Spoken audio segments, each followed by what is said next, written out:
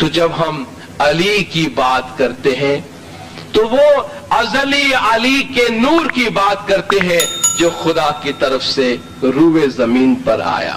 آج کے اس دن کی مناسبت سے ایک اور ایریا کی طرف آپ کی توجہ مبذول کروانا چاہتا ہوں جو ہم میں سے بہتوں کے نزدیک ایک سوال ہے۔ سوال اندرونی نہیں ہے، بیرونی ہے، باہر کا ہے سوال، لیکن ہمارے تعلقات باہر ہوتے رہتے ہیں۔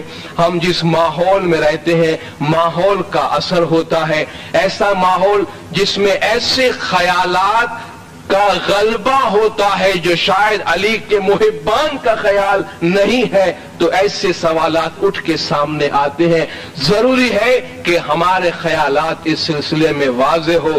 سوالات آنے پر اسے محض حساس کہہ کے یا سینسیٹیو کہہ کے کارپیٹ کے نیچے ڈال دینے سے مسئلہ حل نہیں ہوتا ہے۔ دینداروں، سوالات کو فیس کرنا چاہیے، اور ہم بحث و مباحثے میں نہیں جاتے ہیں، لیکن کسی بھی سوال کے بارے میں ہمارا موقف کیا ہے وہ واضح ہونا چاہیے۔ ہم کہاں کھڑے ہیں معلوم ہونا چاہیے، ہمارا عقیدہ کیا ہے معلوم ہونا چاہیے، اور ہمارا عمل ہمارے عقیدے کی بنیاد پر ہونا چاہیے، ہمارے علم کی بنیاد پر ہونا چاہیے۔ نہ یہ کہ ہم ایک کام کریں اور سوال بھی اپنے دل میں رکھیں کہ بھائی میں یہ کام کرتا ہوں کہیں غلط تو نہیں کر رہا ہوں، پھر مزہ نہیں آتا۔ عمل میں اگر شک آ جائے تو اس عمل میں کوئی مزہ نہیں ہے۔ آج مولا علی کے نام کے حوالے سے چوں یہ بات ہے، اس لیے یہ بات کرتے ہیں کہ لوگ پوچھتے ہیں تم علی کی مدد کیوں مانگتے ہو، یا علی مدد کیوں کہتے ہو؟ شرک ہے، یہ شرک ہے۔ صرف یا اللہ مدد کہو، اللہ کے سوا کوئی مدد کرنے والا نہیں۔ افسوس کی بات ہے کہ ہمارا تعلق، ہم شیعہ امام اسماعیلی نور مولانا شاہ کریم الحسین حاضر امام صلوات اللہ علیہ کو مانتے ہیں، جو آل نبی اور اولاد علی ہے، جو رسول کے گھرانے سے تعلق رکھتا ہے، جس کی قربت رسول کے گھرانے سے اتنی ہے جتنی کسی کو بھی نہیں۔ ہم اس کی روحانی اولاد ہیں، اور ہمیں لوگ سکھانے آتے ہیں کہ توحید کیا ہے اور شرک کیا ہے۔ جس گھر میں قرآن نازل ہوا اس گھر سے ہماری سب سے زیادہ قربت ہے، اور ہمیں کوئی باہر والا یہ سکھاتا ہے شرک یہ ہوتا ہے اور توحید یہ ہوتی۔ آج ہم مولا علی کی مدد کی بات کرتے ہیں۔ سب سے پہلے ہم تاریخ کے حوالے سے دیکھیں، روئے زمین پر پیغمبر اور امام خداوند تعالیٰ کی صفات کا مظہر ہوتے ہیں۔ حضور کا ہاتھ خدا کا ہاتھ ہے، حضور کی زبان خدا کی زبان ہے، حضور کا فعل عمل ہر چیز خدا کی ہے، اور حضور نے فرمایا میں اور علی ہم دونوں ایک ہی نور سے ہیں، انا و علی من نور واحد، میں اور علی ہم دونوں ایک ہی نور سے ہیں۔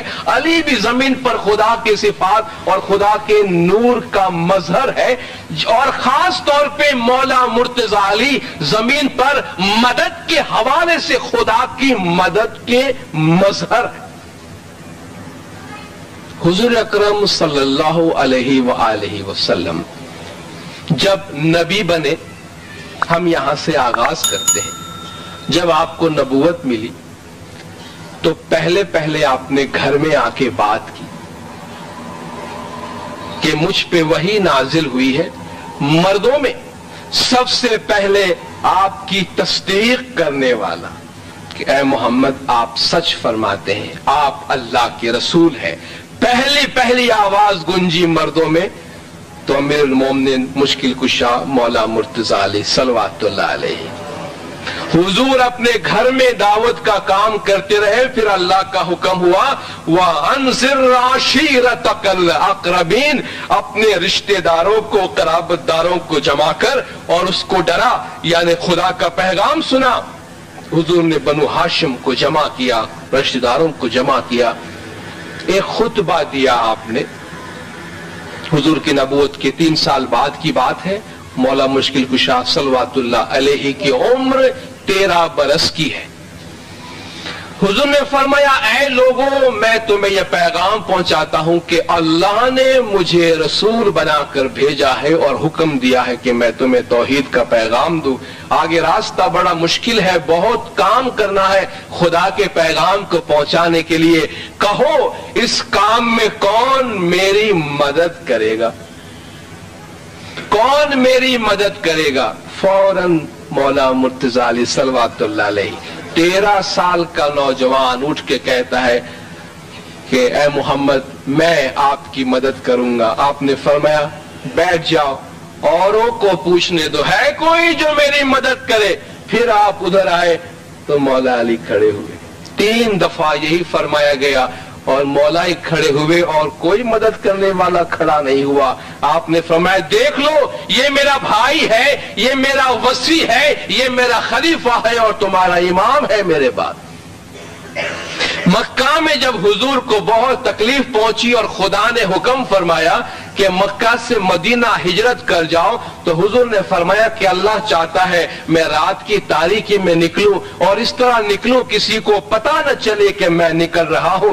तो लाजमी है कि मेरे बिस्तर पे कोई सोए। ये वो बिस्तर है जिस पर कुफार उस रात हमला करके हुजूर की जान लेने का मंसूबा बना चुके थे। आपने फरमाया, है अली? फरमाया, लब्बैक या रसूलल्लाह, मैं समझ गया, इस बिस्तर पे मुझे सोना है। मौला अली उस बिस्तर पे सोए और फरमाते हैं, कसम खुदा की, उस रात मैं जितना सुकून से सोया हूं इससे पहले कभी भी नहीं सोया। और कुरान की आयत आपकी शान में नाजिल हुई है, सुन्नी मुफस्सिरीन भी तस्लीम करते हैं। कट्टर से कट्टर दुश्मन भी होता है ना, तब भी सदाकत को नहीं छुपा सकता है। आप सूरज के सामने कितना भी बादल लेकर आए, कहीं न कहीं से उसकी किरणें निकल ही आती है और पता चल जाता है कि ये रात नहीं है, बादल डाल दिया गया है। हकीकत, नूर की हकीकत कोई छुपा नहीं सकता। खुदा ने आयत नाजिल फरमाए, व मिनन्नासि मन यशरी नफ्सहु इब्तिगा मरदातिल्लाह। देखो, लोगों में ऐसा भी है जो अल्लाह की खुशनुदी के लिए अपनी जान बेचता है। ये जान किसने बेची थी? अमीरुल मोमिनीन मुश्किल कुशा मौला मुर्तजा अली सल्लल्लाहु अलैहि। हुजूर मक्का से मदीना गए। मदीना पहुंचते ही कुफ्फार से लड़ाइयां शुरू हुई। अभी हम जाहिरी मदद की बात करते हैं। जंगे बदर, आप तारीख उठाइए, कोई भी तारीख इस्लाम उठाइए और देख लीजिए, दुनियावी जाहिरी लड़ाई में बदर, हुनैन, ओहद और खैबर का हीरो कौन है? जाहिरी उठा लीजिए, कोई भी तफसीर। सिर्फ जाहिरी मदद की बात करता हूं। मौला मुश्किल कुशा मुर्तजा अली की जुल्फिकार चमकी है तो बदर में हक को बातिल का हमेशा के वास्ते फैसला हो गया। ओहद की लड़ाई हुई, मुसलमानों की थोड़ी गलती हुई तो मुसलमानों को हजीमत उठानी पड़ी, शिकस्त उठानी पड़ी, लोग हुजूर को छोड़ के भागने लगे। कुरान की आयत है, कुरान की आयत है, याद रखो वो वक्त जबकि तुम्हारे पैर उखड़ गए और तुम रसूल को छोड़ के भाग रहे थे। रसूल तुमको आवाज दे रहा था और तुम नहीं सुन रहे थे। ये वो वक्त है जब चारों तरफ से हमला हुजूर की जात पे हुआ, हुजूर की शहादत की अफवाह भी फैली। उस वक्त मौला मुश्किल कुशा मुर्तजा अली सामने आके खड़े हुए, हुजूर के सामने आके सीना सिपर हुए, दुश्मनों के तमाम वार अपने ऊपर बर्दाश्त किया और कई दुश्मनों को तह तह किया। आपकी फिदागिरी को देखकर जिब्राइल नाजिल हुए आसमान से। ये मैं सुन्नी तफसीर के हवाले से आपको कहता हूं, सुन्नी तारीख के हवाले से आपको कहता हूं। जिब्राइल नाजिल हुए, कहने लगे, या रसूलल्लाह देखो तो सही, ए मोहम्मद देखो तो सही, आज अली तुम पे कितना फिदा हो रहा है। आपने फरमाया, क्यों न हो, इन्नहु मिन्नी व अना मिन्हु, वो मुझसे है और मैं उससे हूं। जिब्राइल ने कहा, या रसूलल्लाह व अना मिनकुमा, और मैं तुम दोनों में से हूं। اور اس وقت غیب کی یہ آواز آئی جسے حدیث قدسی کا مقام حاصل ہے، یعنی خدا کے کلام کا جو قرآن میں شامل نہ ہو لیکن خدا کا کلام ہو، اسے حدیث قدسی کہتے ہیں۔ اس قول کو حدیث قدسی کا مقام حاصل ہے کہ لا فتح الا علی، لا سیف الا ذوالفقار، علی کے جیسا کوئی بہادر نہیں اور ذوالفقار جیسی کوئی تلوار نہیں۔ خیبر کی جنگ میں حضور نے اعلان فرمایا کہ میں 40 دن میں قلعہ قموس فتح کروں گا۔ 39 دن گزر گئے، بڑے بڑے صحابی گئے، جوش و خروش کے ساتھ گئے اور واپس آئے، اور آنے کی رفتار اور طریقہ دیکھ کے پتہ چل جاتا تھا کہ کیا کچھ کر کے آئے ہیں۔ آپ نے فرمایا کل، حضور نے فرمایا کل میں علم اس کے ہاتھ میں دوں گا